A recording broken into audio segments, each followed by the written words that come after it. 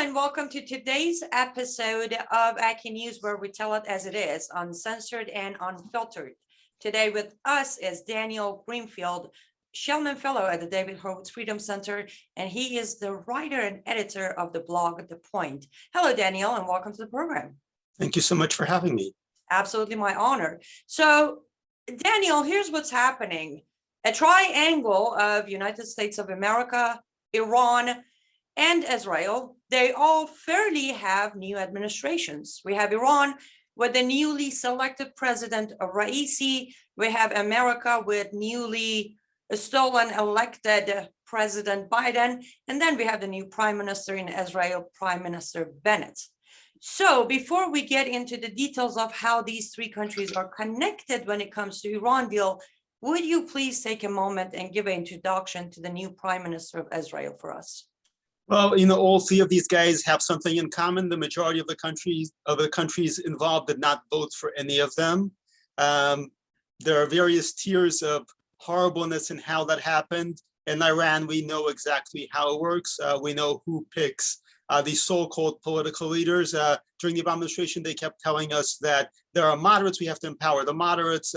We all know there are no moderates, and we know that the elections don't matter. In the United States, elections still matter, and Israel elections still matter, but there's a lot of opportunity for manipulation. The situation in Israel is pretty bizarre. When I was last in Israel, nobody believed there would be a second election. Then we ended up not only with a second election, but multiple elections. The purpose of these elections was to finally keep running elections and rerunning the elections until Netanyahu was actually removed from office, which is what the Democrats wanted. It's what the European Union wanted.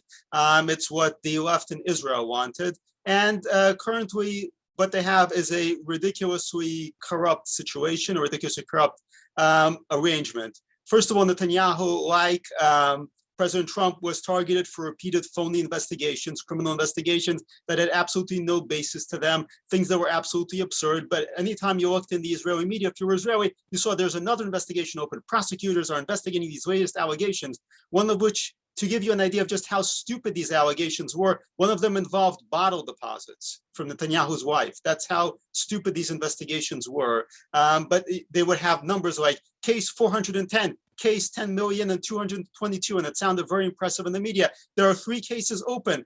Prosecutors, of course, none of these cases really ended up amounting to anything. To whatever extent they're still underway, they're still not going to amount to anything because they actually don't have anything. But, they kept rerunning elections. And also there's a big difference between Israel and the United States in a particular regard. So in the United States, minorities and kind of voters who are less well off tend to vote Democrat, which means if you have lower turnout, it benefits Republicans. Now in Israel, it's the opposite. Every wave of immigrants has actually been more conservative. So when, for example, Jews from the Middle East, Jews from Iran, Jews from Egypt came to Israel, they tended to vote more conservative. The conservative Likud party in Israel is largely backed by Jews who are Middle Eastern refugees. Likewise, Jews from the Soviet Union came, they tend to vote more to the right, so on and so forth. But these people are less likely to turn out over and over again. They're also more likely to have jobs, as opposed to, say, hipsters in Tel Aviv who are playing guitar all day and living off their parents' trust funds. These are people who are going to keep going to the polls over and over again. So when you kept having these repeat elections, it dampened turnout and meant that the people on the left were more likely to turn out. But that still was not enough because the Israeli left has been so thoroughly discredited by making a deal with the terrorists. So the natural Israeli left parties have trouble getting any kind of serious presence in the Knesset, which is the Israeli parliament. So they had to strike a deal with parties who are in theory on the right. And it's very much a matter of in theory. So the original so-called peace accords with the PLO happened because they managed to sway a number of people who were in theory elected from parties on the right, but in practice, these people were not remotely on the right. So, we have this phenomenon, obviously, in the United States also. But you have these so-called third parties that are in theory conservative, in theory on the right, in theory patriotic, but in practice their members are ridiculously easy to bribe because they're not actually on the right of anything.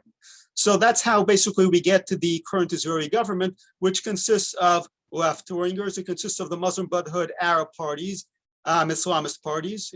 You've got members in the coalition who actually are bigamists within Sharia law. You've also got people who are in theory on the center, but in center means on the left. You've got people who have who are in theory on the right, and that covers Naftali Bennett, the people who suddenly announced that they were on the right. They got into politics, they said all the right things, but of course, you know, when the hour comes, they prove who they really are. Wow. Yes, it's a coalition of people who are of Islamists, of left communists, of general leftists, and of a handful of people who are in theory who were on the right, who claim to be Zionists, who claim to be patriotic, but who now show their very true colors. That is okay. Okay, let me ask you this: with what you just told me. So, where does the current administration of Israel stand with the previous peace deals that were made with some of the Sunni countries?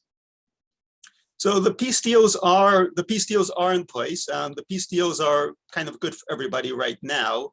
Particularly the United Arab Emirates has they've done assorted investments back and forth. I mean, it's been pretty incredible. Obviously, the credit for this goes to Netanyahu, goes to President Trump. It does not go to Biden or to Bennett. But for now, they're based on a kind of a mutual interest, which is deterring Iran. So you go back to the Obama administration. The Obama administration said that they're pivoting away from the more traditional allies that included Israel, but it also included Egypt, Saudi Arabia, or these old Sunni monarchies. And they were going to get close to the Muslim Brotherhood. They were going to get close to Iran. So at that point, a lot of these, or some of these countries at any rate, the older kingdoms, the oil kingdoms, took a look around. It was a bad situation. On the one hand, they've got Iran. The other hand, they've got Islamists in the Muslim Brotherhood. And they looked around for options. And one of the options that they came up with was Israel, because Israel has military that can actually practice a certain amount of deterrence. It can carry out long-range strikes. It can do things that they don't want to do or can't do. So the result was this kind of alliance that really began forming under Obama. It very much matured under President Trump, because then the United States was actually backing it. Now the Biden administration is obviously going very much the other way, but Iran is still a major threat. So I expect that as long as that holds true, there's going to be a kind of a balance. Some of these countries have kind of been signaling that they might try to do some kind of deal with Iran, but at the same time, they've been playing both sides, which is kind of usual in the region. Okay, let's talk about Iran deal. So President Trump walked away from the previous deal that Obama administration made with Iran. President Trump put back a lot of sanctions. President Trump put Raisi, the current president of Iran, under personal sanction. And of course, Bibi Netanyahu managed to expose the progress of Islamic Republic of Iran's nuclear deal. He exposed all the material, all the documentation, all the evidence he had. Now, fast forward to Biden administration and Prime Minister Bennett.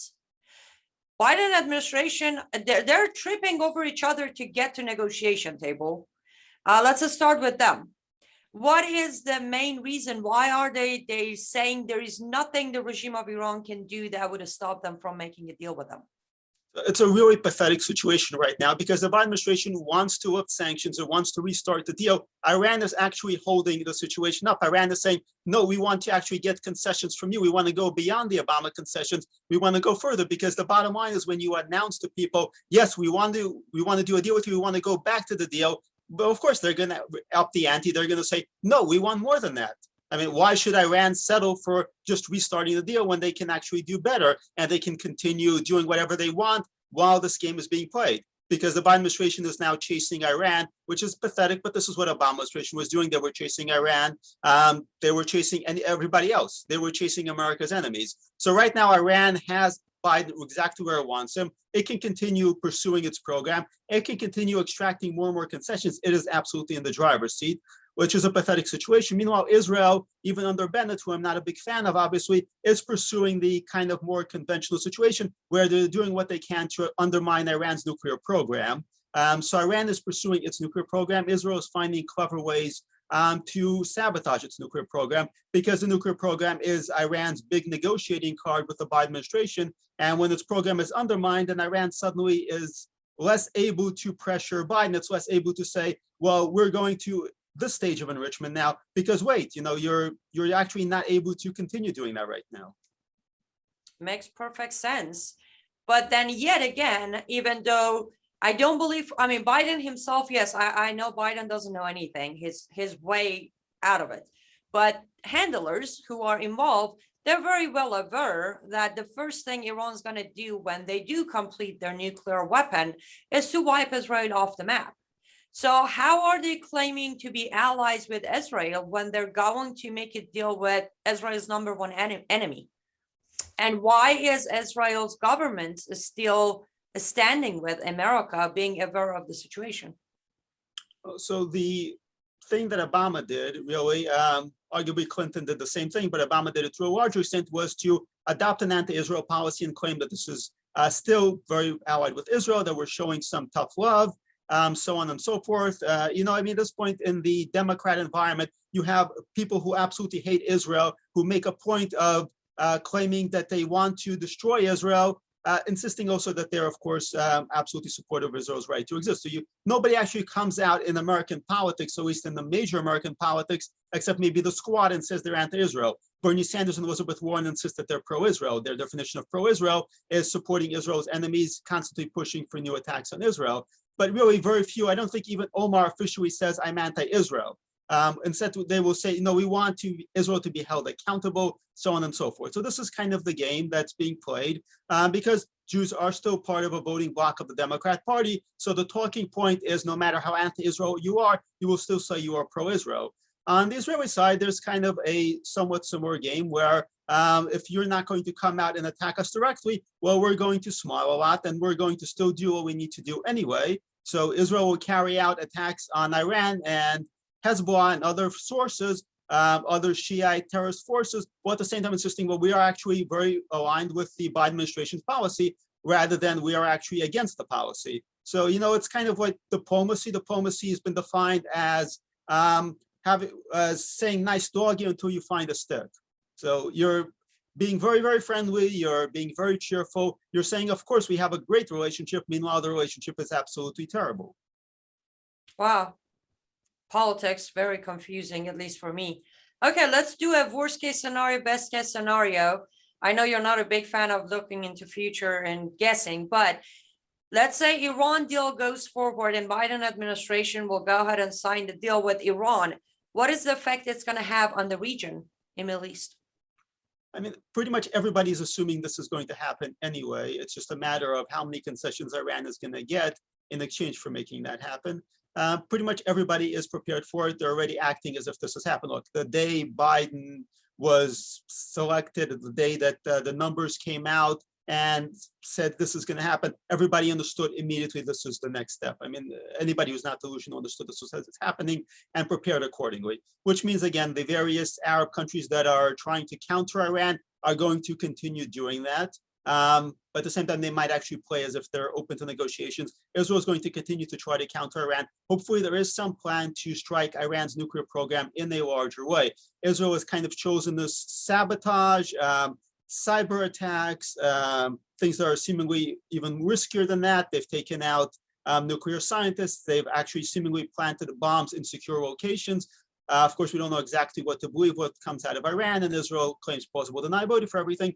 But they've chosen a kind of campaign that involves guerrilla warfare, let's say, against Iran's nuclear program, because largely trying to attack Iran's nuclear program from the air is really a daunting task. And the Obama administration made every effort to stop Israel from doing so, including eavesdropping and spying on Israel. There's every reason to think the Biden administration will continue doing the same thing, if not more. So the situation under Obama, for example, was that they made it very clear if Israel, if they find that Israel is preparing any kind of attack, they're going to leak it, which they did. They did leak it at least twice to the media. So whatever Israel is planning to do is going to be super, super secret because they have to keep it secret from the CIA, the NSA, the Biden administration. But the bottom line is everybody understood going in that for 4 years at least, Biden is going to enable Iran. They understood that Iran is going to continue pursuing its nuclear program. Frankly, no matter what, whether there are sanctions or not, unless the government is overthrown, the odds are that Iran is going to continue pursuing its nuclear program, which means everybody is acting accordingly and has been for some time. Nobody's waiting on Biden because nobody takes Biden seriously anyway. Very true. Last question for you. If and when it comes to, will Israel shut down Iran's nuclear program permanently and once and for all?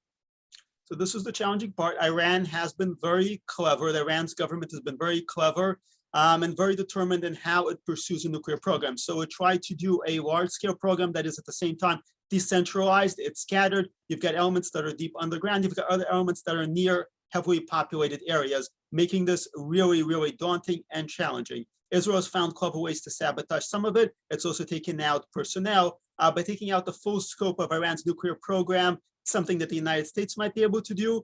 For Israel, it might be extremely daunting. I wouldn't rule anything out, particularly if other Arab countries, particularly Saudi Arabia, decide to participate in something like that. But it would be a huge, huge thing. Not impossible. Israel has done impossible things before during the Entebbe hostage rescue. They managed to get inside a country. They managed to do mid-air refueling and rescue hostages from a country that they should not have even been able to get to. Israel has pulled off impossible things before, even in its sabotage of Iran's nuclear program. It's pulled off impossible things. There was a top Iranian nuclear figure who said of one particular massive Israeli operation, the design of the enemy is beautiful. So Israel comes up with very ingenious things. But at the same time, I think if Israel does something, even if it does a large strike, it's still going to set back Iran's nuclear program rather than stop it entirely. Some countries had nuclear programs that could be scaled down, that could be taken out. Thus, Saddam Hussein's nuclear program could be taken out, and Israel did carry out a single strike that was very effective. North Korea's nuclear program possibly could be taken out by a strike. And by the way, Iran's nuclear program originates from Pakistan, from North Korea, from China originally. That's the pipeline for all of this stuff. But I suspect that Iran's nuclear program could not be taken out with a single strike. And they've spent a lot of time, a lot of effort building a program that really would be, that's very redundant, that is very dispersed, and that is very fortified. Okay, on that note, what can you advise to our fellow Americans, average American? Is there anything they can do to delay or stop any deals made by Iran from our government? Well, we need close scrutiny on any deals, just even incremental ones, financial ones, like the release of money, for example, from South Korea to Iran, that the Biden administration is covertly overseeing. Because this is, again, they're continuing the Obama administration's policy where they will say, no, we're absolutely not providing funding to Iran, meanwhile they are covertly providing funding to Iran.